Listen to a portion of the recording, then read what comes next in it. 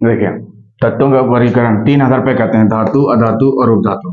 ठीक है, तो धातु को ही क्या बोलते हैं हम लोग? चालक बोलते हैं। धातु को क्या बोलते हैं? चालक, जहां पे करंट आसानी से पास कर सकता है। चालक को इंग्लिश में बोलते हैं कंडक्टर। क्या बोलते हैं? जहां पे करंट पास हो सकता है ना, ये करंट को आसानी से पास कर देता है। करंट यहाँ पे क्या होगा? जा रहा है। ठीक है, इसमें करंट जा रहा है।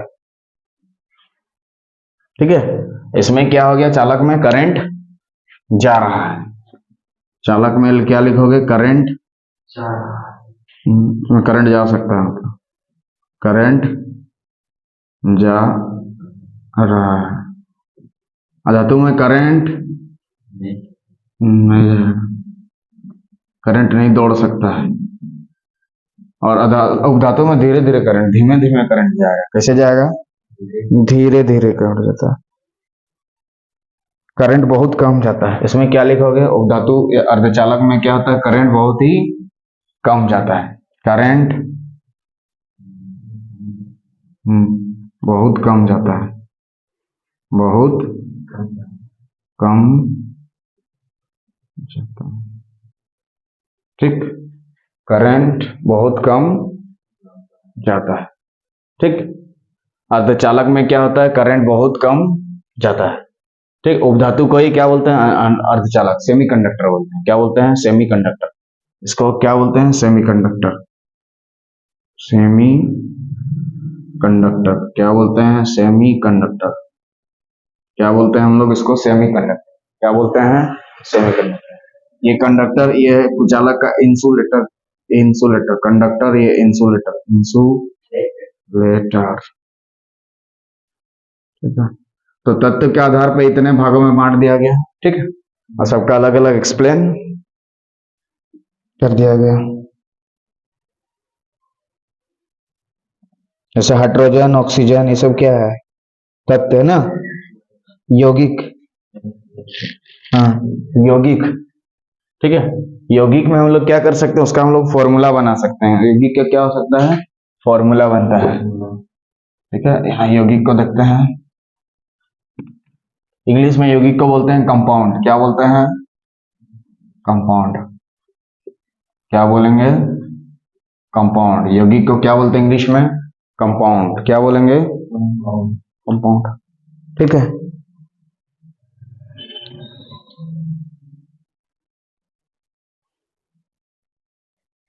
जैसे CH4। CH4 क्या जैसे क्या हो गया?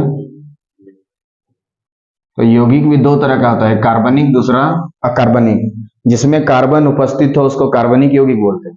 तो CH4 इसमें कार्बन C है कि नहीं? तो इसको हम लोग कौन सा यौगिक बोलेंगे? कार्बनिक यौगिक बोलेंगे। क्या बोलेंगे? कार्बनिक।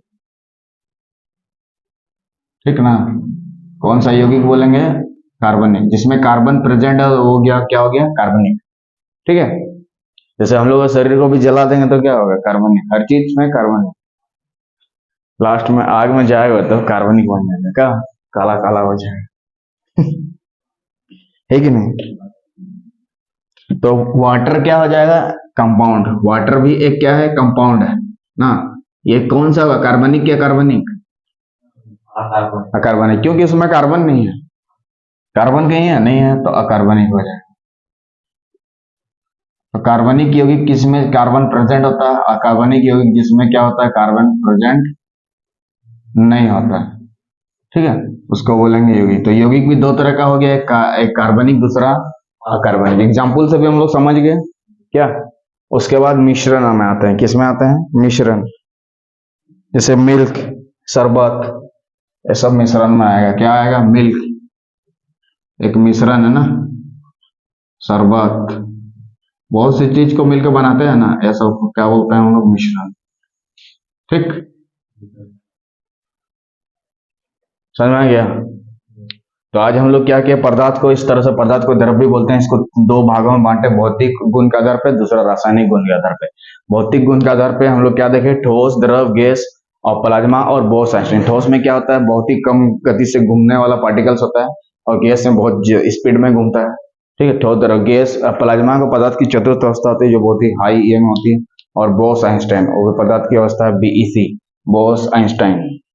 Boss Einstein condensation, boss Einstein का रासायनिक गुण के आधार पर तत्व यौगिक मिश्रण। तत्व भी तीन तरह का होता है, धातु, अधातु और उपधातु। धातु, अधातु और उपधातु। धातु को ही चालक बोलते हैं, अधातु को कुचालक बोलते हैं। ठीक है, कुचालक, हाँ, कुचालक बोलते हैं, और उपधातु को ही क्या बोलते हैं, अर्धचालक बोलते हैं। इसमें करंट बहुत कम कम जाता है। ठीक है, इसमें करंट जाता ही नहीं है, इसमें करंट जाता है।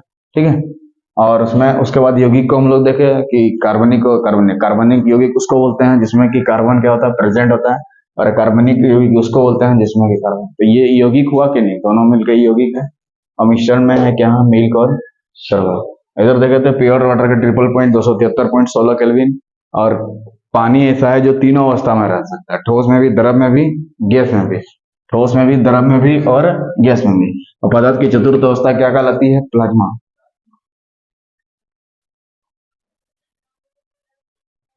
तो गैस में पार्टिकल सबसे ज्यादा गति से घूमता है और सबसे कम गति से सॉलिड में घूमता है। तो इस तरह से हम लोग देखें कि पदार्थ क्या है, उसके गुण को किस तरह से बांटा गया है। इसके नेक्स्ट वीडियो में कुछ और क्वेश्चन लेंगे, तो वीडियो से बने रहिए। जय हिंद, जय भारत। ज्यादा मजा हो गया क्या?